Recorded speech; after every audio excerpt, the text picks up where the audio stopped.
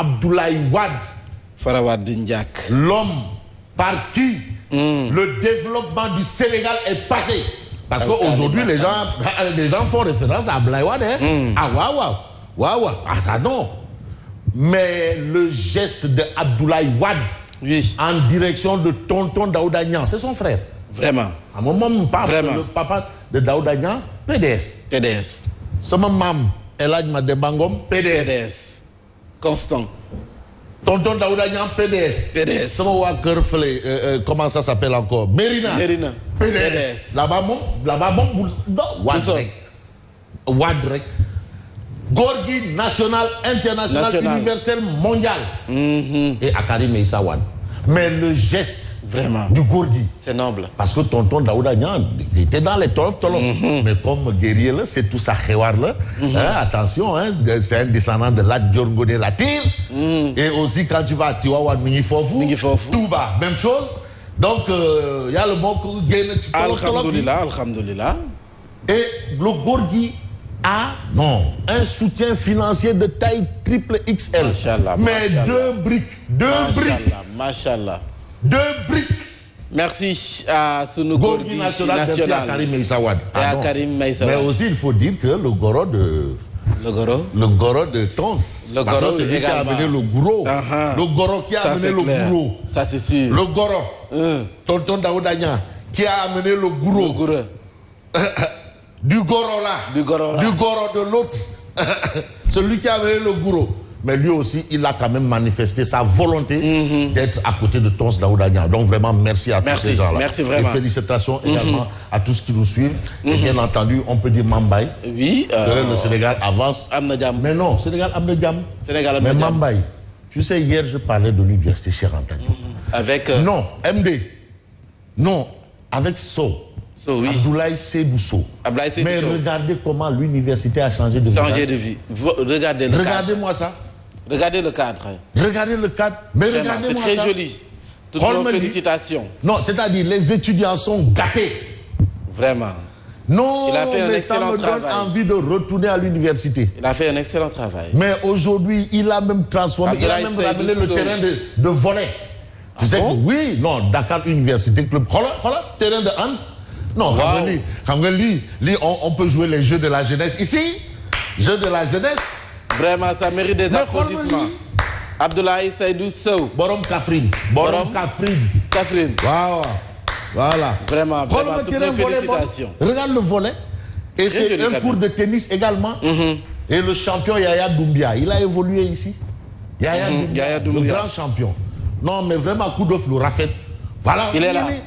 Et puis, me paraît de faire chauffer. Hein? Gentle directeur du coude. Directeur. Bon, donc vraiment, il faut l'encourager. Mais c'est bien parce que les étudiants, il y a eu toujours ce problème de cadre de vie, d'espace universitaire, et patati et patata. Mais il faut aussi noter cette impulsion. Il y a une amélioration quand même. Excellent Marie Théoniane. Non, il a révolutionné ce secteur-là. Marie Théoniane. Non, il a une vision mathématique. C'est la matière grise. Futuriste. Mais là, aujourd'hui, quand même, avec ces douceaux, on sent que la vision est transformée en acte. Et c'est important. Ça, c'est clair. Donc, non, il faut le dire. Toutes nos félicitations, Abdoulaye Seydou Sow. Non. Tu as vu le terrain de Anne? Non, le Dakar Université Club, ils vont sauter au plafond. C'est sûr. Ça, c'est sûr. Alors, à notre ami, l'incontournable Dougou Tigui. Dougou Tigui, là. Non, yal na fi yag téwér. Dougou Tigui, le ministre des Forces armées. Et à Bamba Fep, Bamba partout, Bamba everywhere, Borom Medina. Non, ça, mais le fait d'être l'homonyme d'un saint. Mais là, le maïna le hein? C'est-à-dire les gens qui parlent de Aïe Messi, Aïe Ronaldo, Lolo, Aïe Brésil, Aïe Argentine, quel Khaboul. Nous, Cheikh Ahmadou Bamba, c'est nous. Et puis qu'ils aillent. On est au mois d'août. Le président a dit déclaration de patrimoine. Ceux qui sont passés aux impôts et domaines, après ils sont allés là. Déclaration de patrimoine. Caisse de consignation et de Khaumalad. Déclaration de patrimoine. C'est ça, c'est là-bas où on nous attend. À l'obstacle. Voilà. Bon, on va commencer par tribune. Report infini, indéfini des élections locales. Le corona deal des politiques. Ça, c'est ce qu'indique la tribune ce matin. Report indéfini des élections locales. Le corona deal des politiques. Et puis, conseil présidentiel sur le logement. Mais Macky Sall, face à la promesse des 100 000 logements sociaux. Ah, président Kay, Digue Borle. Voilà. Kongol Kondiam. Voilà, Kongol Kondiam. Et puis on a l'imam Ratib Mohamed Moustapha Diagne. Qui quand le dit, mais comme imam, Momdal, vraiment, il y a le rec, Aloua, Khoutbe, Krous, Sijad, Djouli. Qu'est-ce que c'est? C'est lui l'imam. Mais aujourd'hui, l'imam Ratib parle de flou total dans l'affaire de 94 milliards. 94 Mamour Diallo Sonko. Ah bon? Non, mais cette affaire qui a soulevé beaucoup de poussière, coulé beaucoup d'encre et de salive. Mais aujourd'hui, Mohamed Moustapha Diagne, imam Ratib. Je sais que c'est le frère de Babacar Diagne du CNRA. Sérieux? Waouh. Je ne savais pas. Mohamed Moustapha Diagne indexe la justice. Mais où en sommes-nous?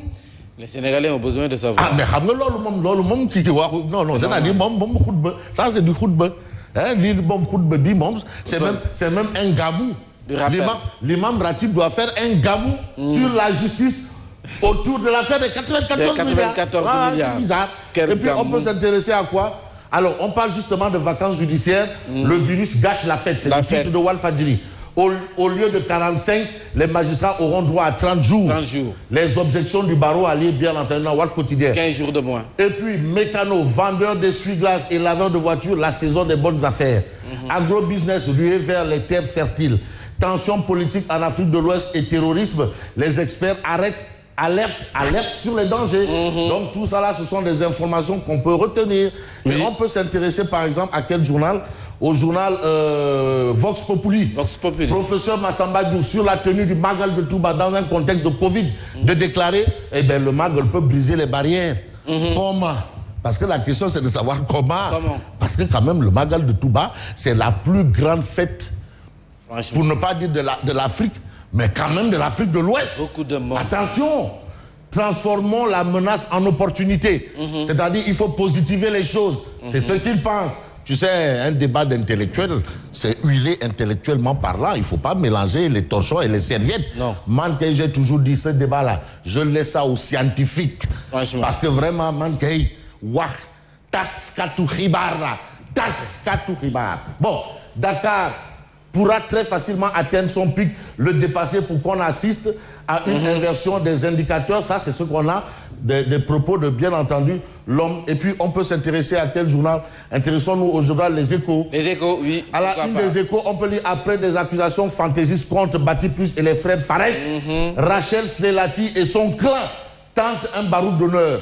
Donc, c'est toujours l'affaire Bati Plus. Et puis, modalité de reprise du dialogue politique, le général Nang convoque les acteurs demain à 10h à la Sénat. Les acteurs. Qu'est-ce qu'on peut retenir? L'opposition préparait une lettre incendiaire pour exiger la reprise des discussions.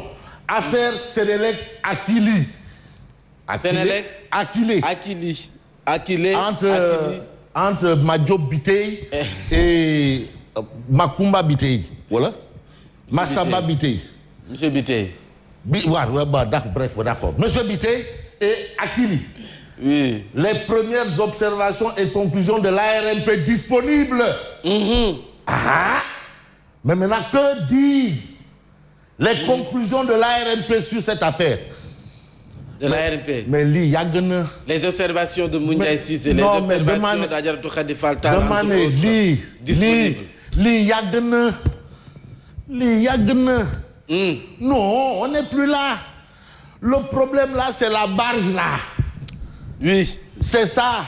Mais pourquoi parler des conclusions de l'ARMP alors que Makumba Bitey, Massamba, voilà, Madjambal Bitey. Non, monsieur Bitey. A déjà résilié le contrat? Ah bon? Ah, mais il a résilié le contrat avec Akili. Oui. Maintenant, on nous amène les premières observations et conclusions de l'ARMP. Mais à quoi ça va servir? Contrat résilié. a qu'on nous prenne pour des cadavres sauvages. C'est dépassé donc. Non, mais demandez Mambay. Goloduna ou des Tchepi l'affaire Akili, intelligence, Madjobité et Boybi, comment ils s'appellent? Li, Amadou Li. Wallahi, Deysan. Maintenant, on nous parle des premières observations et conclusions de l'ARMP. Le contrat est déjà résilié, donc on n'a plus besoin de ça. Alors, on a résilié le contrat pour ensuite attendre ce que dira l'ARMP. Mais c'est parce que dans ce qu'a dit l'ARMP là, il n'y a absolument rien contre Akile. Ah bon? Ah, mais yo, ça va d'autres séances là. On a résilié rapidement pour retarder les échéances, troubler pour nous. Ah non, on n'est pas non. Goloduna ou des tchepi rek. Mais pour te prouver encore que Goloduna ou des tchepi rek, on peut prendre par exemple un journal comme. Non, c'est que Mambay, affaire Bidal. Non. On peut prendre un journal comme